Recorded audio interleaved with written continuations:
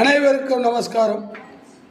December 2ஆம் தேதி நான் போட்ட மாதிரி போன வருஷம் 2025 டிசம்பர் 2ஆம் தேதி சைலேஸ்வரி அஸ்ட்ரோ சொல்யூஷன் போட்டேன்.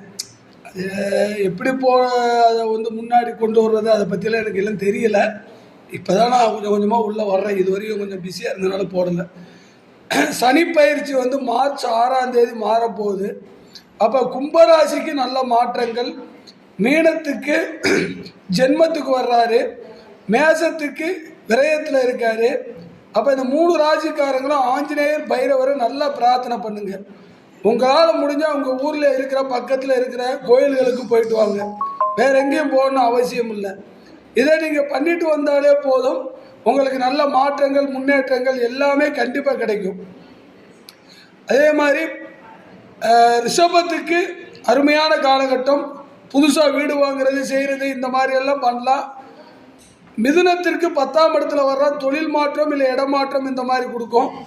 அதே மாதிரி கடகத்திற்கு 9ஆம் இடத்துல இருக்கா. அப்போ நல்ல மாற்றங்கள். பாக்கி அஷ்டமத்தில் இருந்தால் இதுவரையும் பயங்கரமான கஷ்டங்கள்லாம் கொடுத்துருப்பான். இந்த கஷ்டங்கள் எல்லாம் விலக போகுது. அதற்கு அடுத்து எடுத்துக்கிட்டிங்கன்னா சிம்மத்துக்கு இப்போ அஷ்டமம் ஆரம்பிக்குது. நீங்களும் பைரவர், ஆஞ்சநேயர், துர்க்கை, இதில் மெயின் பைரவர் ஆஞ்சநேயரை கும்பிட்டுட்டு வாங்க. இந்த தொழில் செய்கிறவங்க எல்லாமே ஃப்ரைடே வெள்ளிக்கிழமை முடிஞ்சளவு காலையில் 10 to 12 மணிக்குள்ளே, காலையிலேருந்து 12 மணிக்குள்ளே பைரவருக்கு புனுகு சாத்துறது, இல்லை ஆஞ்சநேயருக்கு வெண்ணெய் சாத்துறது, இல்லை நெய்தீபம் ஏற்றுறது, துளசி மாலை போடுறது, இந்த மாதிரி பண்ணிகிட்டே வாங்க. ஏன்னா இந்த அஷ்டமத்து சனி உங்களுக்கு ஜாதகத்தில் சரி நல்ல நிலையில் இருந்தால் பெரிய பாதிப்புகள் இருக்காது. நிலைகள் சரியில்லைன்னா சில பாதிப்புகள் வரும். சின்ன சின்ன ஆக்சிடென்ட், விரயங்கள், அதே மாதிரி பண முடக்கங்கள் வரும். ஏற்கனவே நான் சொன்ன மாதிரி 2026, 27, 28, 29 வரையும் உங்கள் பணத்தை சேமித்து வச்சு கொள்ளுங்க. நான் சொன்ன மாதிரி இப்போ 7 கோடி பேர் பாதிப்படைவாங்கன்னு சொன்னேன்.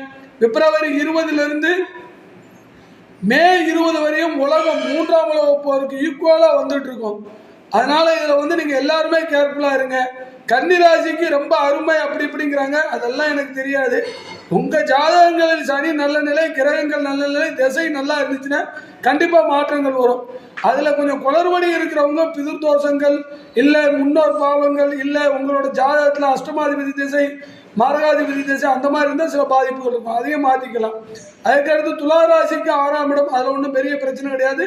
நீங்கள் உங்கள் குலதெய்வம் நரசிம்மரை கும்பிட்டுட்டு வாங்க. அதுக்கடுத்து விருச்சிக ராசிக்கு 4லேருந்து 5ஆம் இடத்துக்கு போகிறாரு. கண்டிப்பான இதில் பெரிய மாற்றங்கள் கண்டிப்பாக வரும். நீங்கள் விநாயகருக்கும் அதே மாதிரி பைரவரையும் கும்பிட்டுட்டு வாங்க, நல்ல மாற்றங்கள் வரும். என்னோட